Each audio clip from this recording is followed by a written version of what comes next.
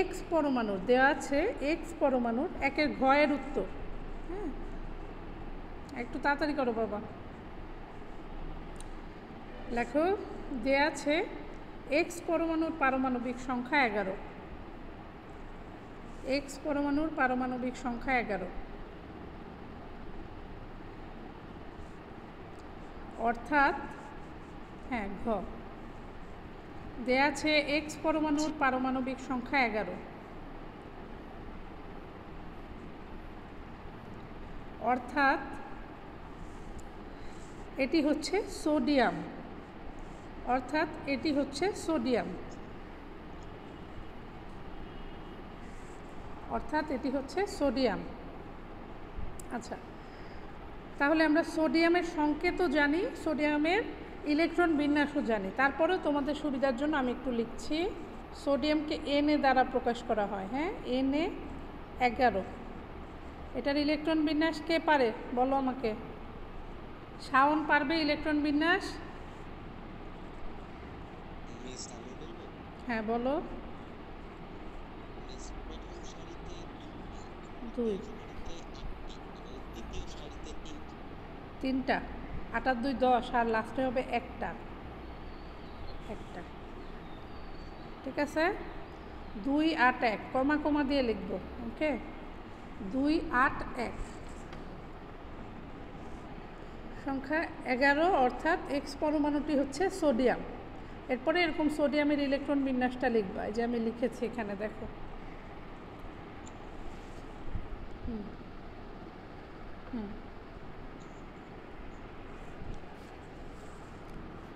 লেখা হয়েছে সবার? লেখা হলে আমাকে একটু বলবে ম্যাডাম আমাদের হয়েছে লেখা। বাংলায় লিখবা সোডিয়াম, আর ইলেকট্রন বিন্যাস লেখার সময় Na11 এইভাবে লিখে ইলেকট্রন বিন্যাসটা লিখবা।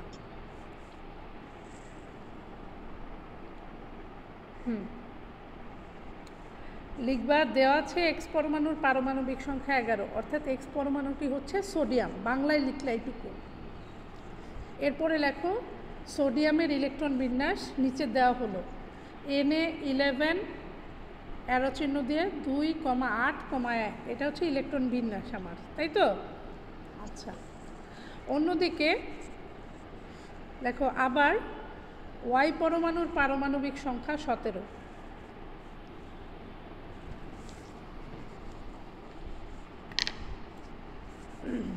আবার ওয়াই পরমাণুর পারমাণবিক সংখ্যা 17,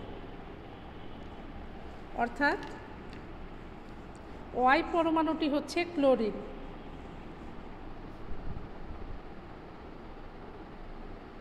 আবার ওয়াই পরমাণুর পারমাণবিক সংখ্যা 17, ওয়াই পরমাণুটি হচ্ছে ক্লোরিন।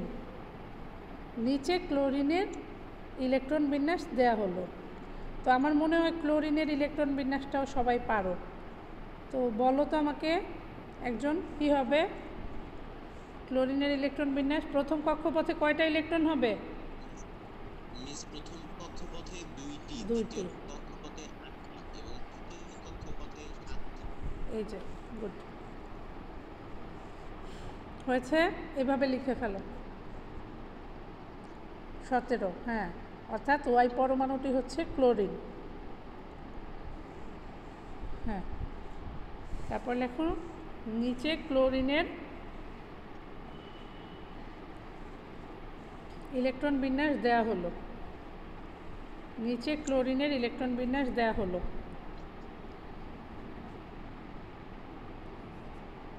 হ্যাঁ, ওয়ালাইকুম আসসালাম। দ্রুত কাজ শুরু করো, কথা বলো না, সবাই ভিডিওটা অন রাখো, ভিডিও যেন অফ না থাকে কারো।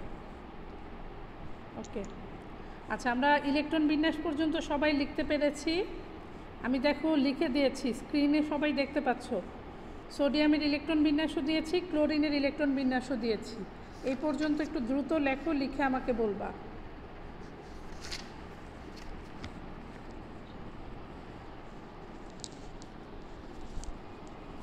লিখেছ?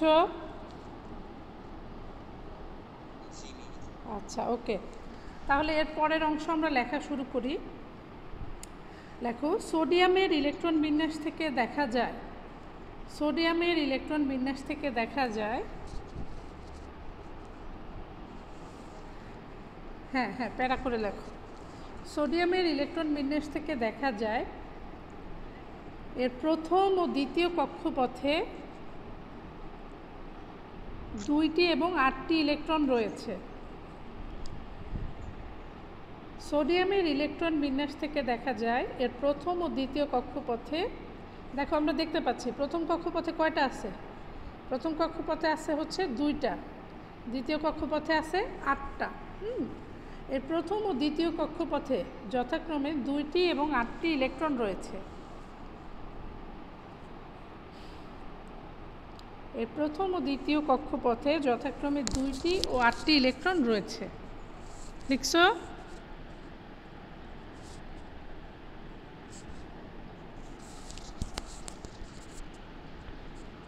প্রথম ও দ্বিতীয় কক্ষপথে 2টি এবং 8টি ইলেকট্রন রয়েছে।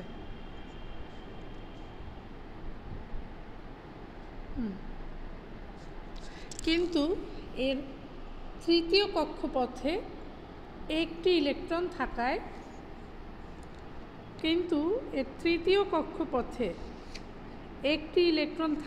এটি অস্থিতিশীল অবস্থায় রয়েছে। আমি আরেকবার বলছি, সোডিয়ামের ইলেকট্রন বিন্যাস থেকে দেখা যায় এর প্রথম ও দ্বিতীয় কক্ষপথে যথাক্রমে 2টি এবং 8টি ইলেকট্রন রয়েছে, কিন্তু এর তৃতীয় কক্ষপথে একটি ইলেকট্রন থাকায় এটি অস্থিতিশীল অবস্থায় রয়েছে। লিখছো?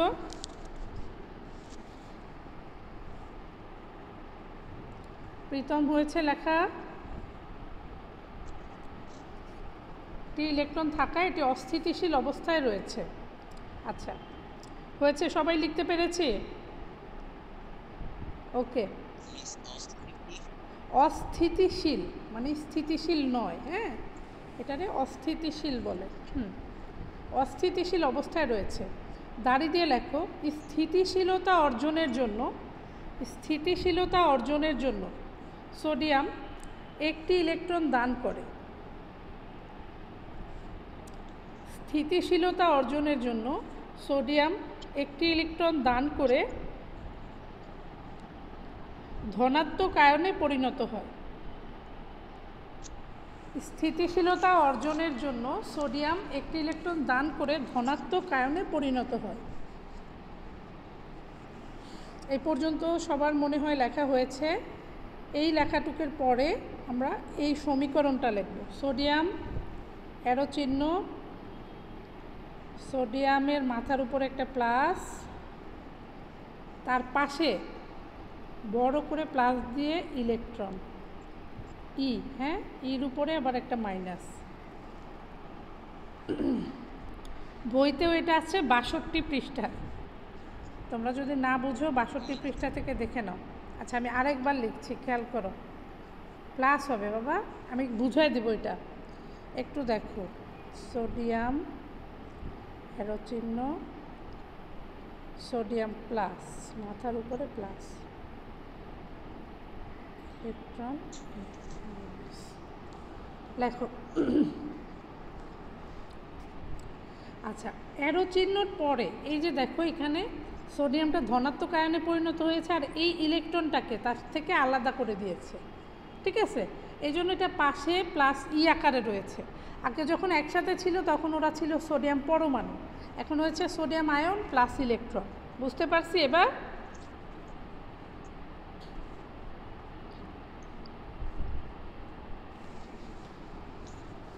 সবাই লিখতে পারছো?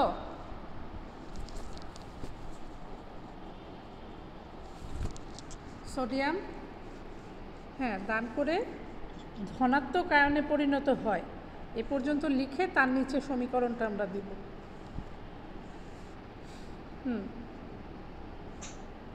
হয়েছে সবার? দেখো,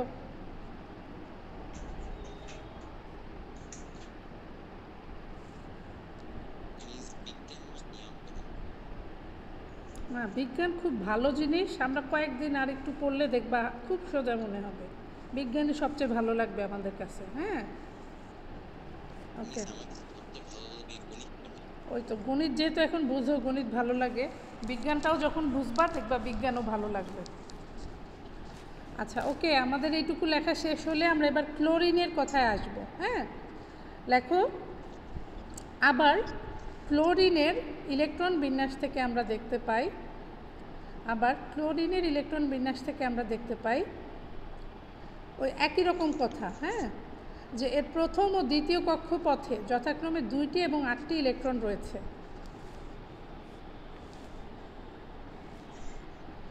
আবার ক্লোরিনের ইলেকট্রন বিন্যাস থেকে আমরা দেখতে পাই এর প্রথম ও দ্বিতীয় কক্ষপথে যথাক্রমে 2টি ও 8টি ইলেকট্রন রয়েছে। কিন্তু তৃতীয় কক্ষপথে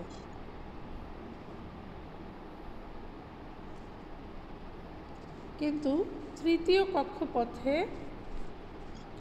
7টি ইলেকট্রন থাকায় এটিও অস্থিতিশীল অবস্থায় রয়েছে।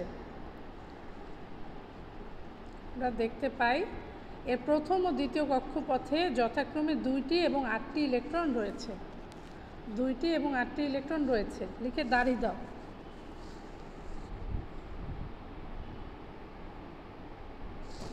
মানে 2টার জায়গায় 2টাই আছে, 8টার জায়গায় 8টাই আছে। হ্যাঁ, কিন্তু লাস্টে গিয়ে হচ্ছে ঝামেলাটা হয়েছে। কিন্তু তৃতীয় কক্ষপথে 7টি ইলেকট্রন থাকায় এটি অস্থিতিশীল অবস্থায় রয়েছে। তৃতীয় কক্ষপথে 7টি ইলেকট্রন থাকায় এটি অস্থিতিশীল অবস্থায় রয়েছে।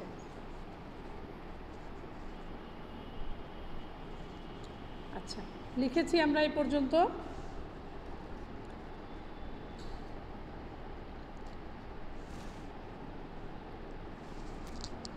আটটি ইলেকট্রন রয়েছে, কিন্তু তৃতীয় কক্ষপথে 7টি ইলেকট্রন থাকায় এটি অস্থিতিশীল অবস্থায় রয়েছে।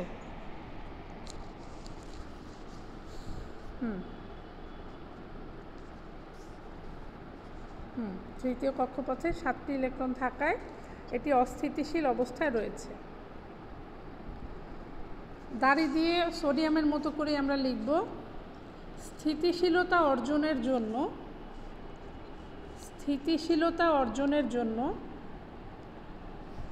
ক্লোরিন একটি ইলেকট্রন গ্রহণ করে এবং ঋণাত্মক আয়নে পরিণত হয়। স্থিতিশীলতা অর্জনের জন্য ক্লোরিন একটি ইলেকট্রন গ্রহণ করে এবং ঋণাত্মক আয়নে পরিণত হয়।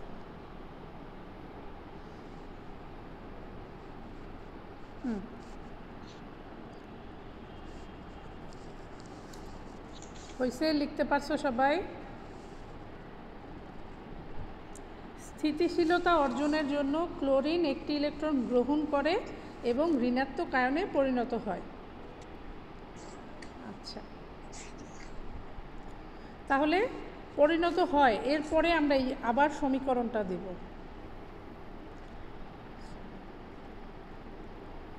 তাহলে কি লিখব? ক্লোরিন প্লাস ইলেকট্রন, তাহলে কি হবে? Chlorine minus ion. বুঝতে পেরেছি? এটা লিখে ফেলো।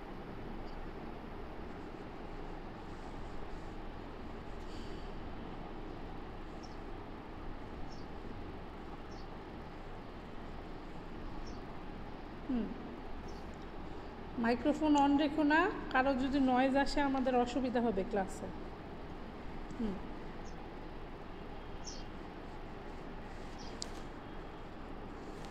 তাহলে দেখো ফাইনালি আমাদের কি হলো। সোডিয়াম একটা ইলেকট্রন দান করলো। দেখো, দান করার সময় অ্যারো চিহ্নর পরে প্লাস ইলেকট্রন দিয়েছি, আর যখন গ্রহণ করেছে তখন অ্যারো চিহ্নর আগে প্লাস ইলেকট্রন দিয়েছি। এবার বুঝতে পেরেছো প্রীতম? কখনো মাইনাস হয় না রাসায়নিক বিক্রিয়ায়। হ্যাঁ, সবসময় প্লাস। একটা হচ্ছে অ্যারো চিহ্নের আগে, আর একটা হচ্ছে অ্যারো চিহ্নের পরে। পরে প্লাস থাকা মানে ওটা ছেড়ে দিচ্ছে, আর আগে প্লাস ইলেকট্রন নেওয়া মানে সে আরও একটা ইলেকট্রন কী করছে? গ্রহণ করছে। বুঝতে পেরেছ? গ্রহণ করছে, ছেড়ে দিচ্ছে, হ্যাঁ, দান করছে। ওকে, এই পর্যন্ত আমাদের সবার লেখা হয়ে গেছে। ক্লোরিন প্লাস ইলেকট্রন সমান সমান ক্লোরিন মাইনাস আয়ন হয়েছে এই পর্যন্ত। আচ্ছা, এর পরের অংশ আমরা লিখব। দেখো, লেখো সোডিয়াম একটি ইলেকট্রন দান করে এবং ক্লোরিন সেই ইলেকট্রনটি গ্রহণ করে। সোডিয়াম একটি ইলেকট্রন দান করে এবং ক্লোরিন সেই ইলেকট্রনটি গ্রহণ করে। হ্যাঁ, সোডিয়াম একটি ইলেকট্রন দান করে এবং ক্লোরিন সেই ইলেকট্রনটি কী করে? গ্রহণ করে। ফলে তাদের মধ্যে একটি আকর্ষণ বল কাজ করে। কমা দিয়ে লেখো, ফলে তাদের মধ্যে একটি আকর্ষণ বল কাজ করে এবং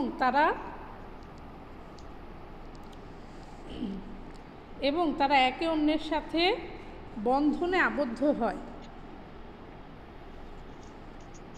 সোডিয়াম একটি ইলেকট্রন দান করে এবং ক্লোরিন সেই ইলেকট্রনটি গ্রহণ করে।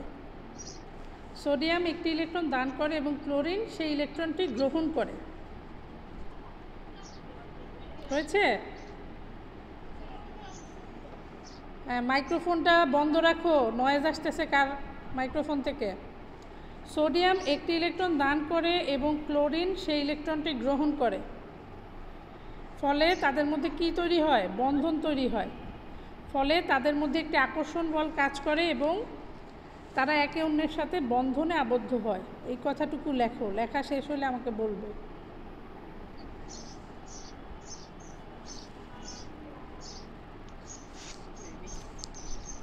আরেকবার বলছি, সোডিয়াম একটি ইলেকট্রন দান করে এবং ক্লোরিন সেই ইলেকট্রনটি গ্রহণ করে। ফলে তাদের মধ্যে একটি আকর্ষণ বল কাজ করে এবং তারা একে অন্যের সাথে বন্ধনে আবদ্ধ হয়। হয়েছে? এই পর্যন্ত লিখেছ সবাই? আচ্ছা, দেখো, এইভাবেই সোডিয়াম এবং ক্লোরিনের বিক্রিয়ায় সোডিয়াম ক্লোরাইড নামক যৌগ উৎপন্ন হয়। এভাবে সোডিয়াম এবং ক্লোরিনের বিক্রিয়ায় সোডিয়াম ক্লোরাইড নামক যৌগ উৎপন্ন হয়। হ্যাঁ, আবদ্ধ হয়। এভাবেই সোডিয়াম এবং ক্লোরিন একে অন্যের সাথে বিক্রিয়া করে সোডিয়াম ক্লোরাইড নামক যৌগ তৈরি করে।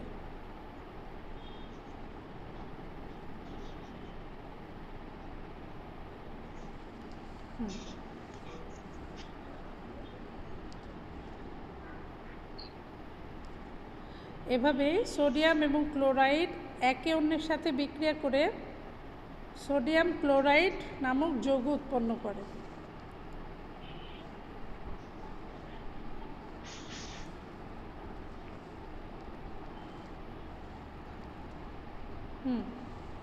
বলো বাবা, কি বলেছো আবার বলো। প্রীতম, কার কাছ থেকে যেন নয়েজ আসতেছে। হ্যাঁ, সোডিয়াম ক্লোরাইড কি বাংলা নাম নাকি, তাই জিজ্ঞেস করেছো? হ্যাঁ, বাংলায় লিখবা। হ্যাঁ, সোডিয়াম ক্লোরাইড যৌগ তৈরি করে। হ্যাঁ হ্যাঁ, একে অপরের সাথে বিক্রিয়া করে সোডিয়াম ক্লোরাইড যৌগ তৈরি করে। হ্যাঁ, আচ্ছা, এই লেখাটার পরে এই লাস্ট বিক্রিয়াটা, এই টোটাল বিক্রিয়াটা দিবা। বইতেও দেখো এই টোটাল বিক্রিয়াটা দেয়া আছে 62 পৃষ্ঠায় একদম লাস্টে। এখানে আছে ফ্লোরিন দিয়ে, আমরা করেছি ক্লোরিন দিয়ে। হ্যাঁ, এইটুকুই জাস্ট পার্থক্য। তো তোমরা দেখে এই টোটাল অংশটা, এখন স্ক্রিনে যে অংশটুকু আছে এইটুকু দেখে দেখে এভাবে লিখে ফেলো। অর্থাৎ সোডিয়াম অ্যারো চিহ্ন, sodium plus, plus electron minus, তারপরে কি ক্লোরিন প্লাস ইলেকট্রন অ্যারো চিহ্ন, ক্লোরিন মাইনাস, একটা দাগ দিয়েছি, তার নিচে লিখেছি সোডিয়াম প্লাস ক্লোরিন অ্যারো চিহ্ন দিয়ে সোডিয়াম ক্লোরাইড NaCl। হ্যাঁ, এই পর্যন্ত লেখো, লিখলে আমাদের প্রশ্নটা শেষ হবে।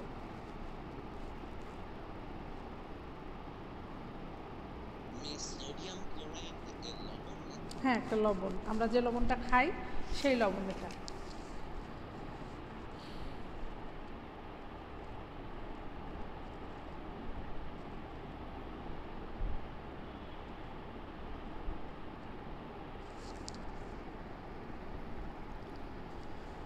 দেখো, সবার লেখা শেষ হলে আমরা একটু পরবর্তী আরেকটা কাজে যাব, আরেকটা প্রশ্ন আমরা সলভ করার চেষ্টা করব।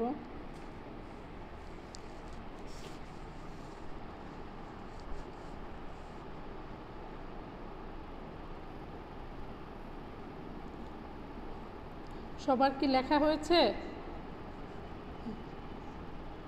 হ্যাঁ, ছোট না, বড় হাতের হবে, সিটা বড় হাতের হবে। হ্যাঁ, ঠিক আছে।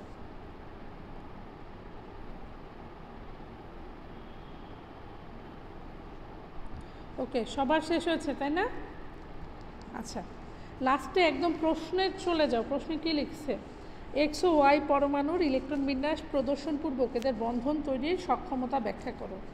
তাহলে তুমি ফাইনালি কী লিখবা? প্রশ্ন থেকে তো একটা অংশ লিখতে হবে আমাদের। তাহলে যাতে বলা যায় এক্স ও ওয়াই পরস্পরের সাথে বিক্রিয়া করে যৌগ গঠনে সক্ষম। ঠিক আছে, অতএব বলা যায় এক্স ও ওয়াই পরস্পরের সাথে বিক্রিয়া করে যৌগ গঠনে সক্ষম। হয়েছে? লিখতে পারছো সবাই?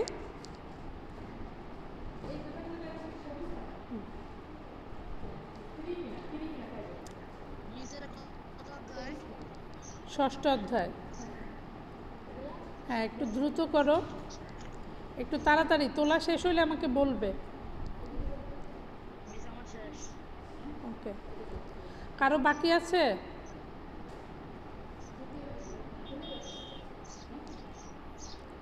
বাকি থাকলে আমাকে বলো। আচ্ছা, আমার মনে হয় তাহলে আর কারো বাকি নেই। তাহলে আমি এবার একটু বলি। একইভাবে আমাদের যদি সোডিয়াম ক্লোরাইড এখানে দেয়া আছে, আমি আরও একটা প্রশ্ন দেই। এখানে আমি দিব সালফার এবং হচ্ছে লেখো এ পরমাণুর পারমাণবিক সংখ্যা 12, বি পরমাণুর পারমাণবিক সংখ্যা 16। হ্যাঁ, এটা বাসায় লিখবা। এখন শুধু উদ্দীপকটা তুলে নাও, বাসায় অ্যান্সার করবা। হ্যাঁ, লেখো সিডাব্লিউ খাতায় তুলো এখন। ওকে, আমি হোয়াইট বোর্ডে একটু লিখে দিচ্ছি। হ্যাঁ, আচ্ছা, একটা বক্সে কি আঁকি, একে আমি লিখে দেই।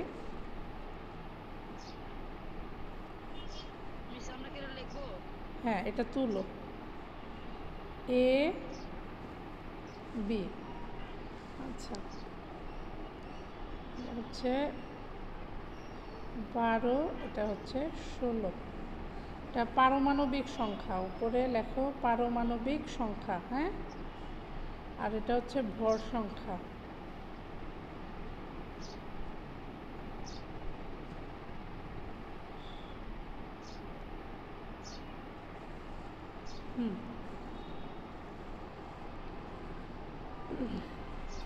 লিখেছ?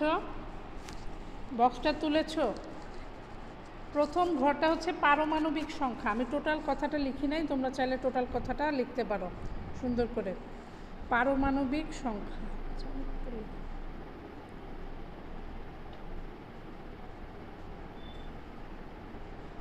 পারমাণবিক সংখ্যা, আর পরেরটা হচ্ছে ভর সংখ্যা।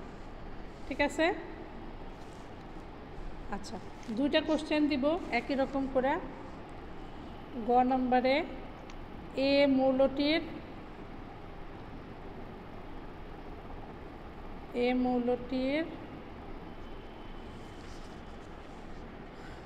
হ্যাঁ, ভেরি গুড, ম্যাগনেসিয়াম আর সালফার। হ্যাঁ, এ মৌলটির নিউটন সংখ্যা নির্ণয় করো। পারবা না সবাই?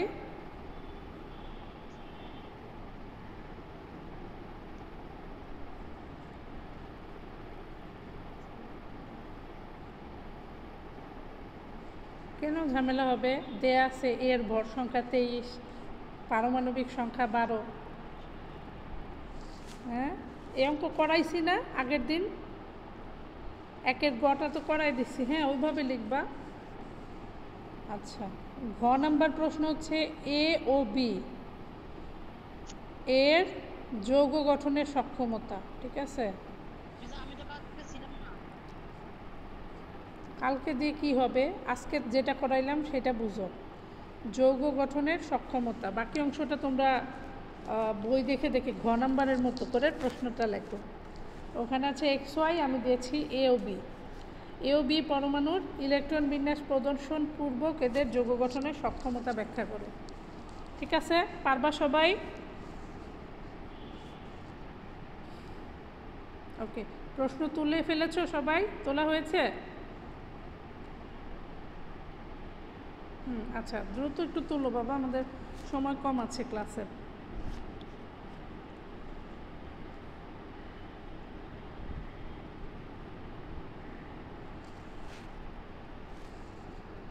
তোলা শেষ হইলে আমাকে বলবা। হয়েছে? সবার তোলা হয়েছে? HW খাতায় আমি এটা দেখতে চাই নেক্সট ক্লাসে। এখন CW খাতায় প্রশ্নটা তুলে রাখো, HW খাতায় অ্যান্সার করবে।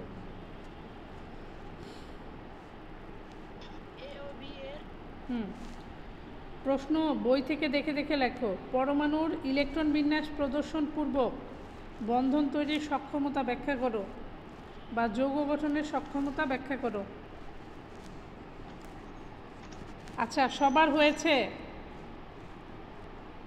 তাহলে এটা মুছে দিচ্ছি নাকি? বাকি আছে কারো?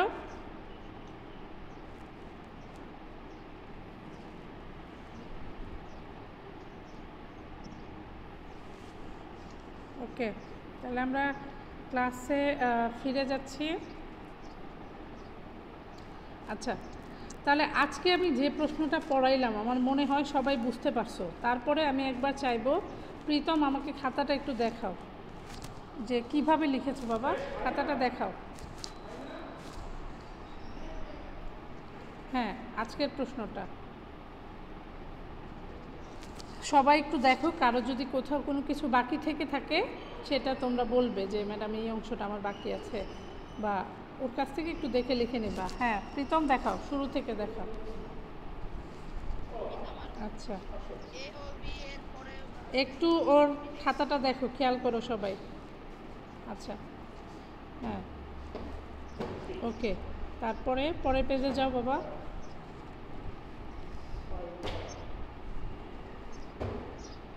ওকে, ঠিক আছে। হ্যাঁ, পরের পেজে যাও। গঠনের সক্ষম। হ্যাঁ, আমরা সবাই বুঝতে পেরেছি। একইভাবে আমরা এখন A আর B অর্থাৎ ম্যাগনেসিয়াম এবং সালফার কিভাবে যৌগ গঠন করে সেটা লিখব, বাসায় লিখব। ঠিক আছে, দুইটা প্রশ্ন দিয়েছি, গ এবং ঘ। আশা করি সবাই লিখতে পারবে। আচ্ছা, ওকে।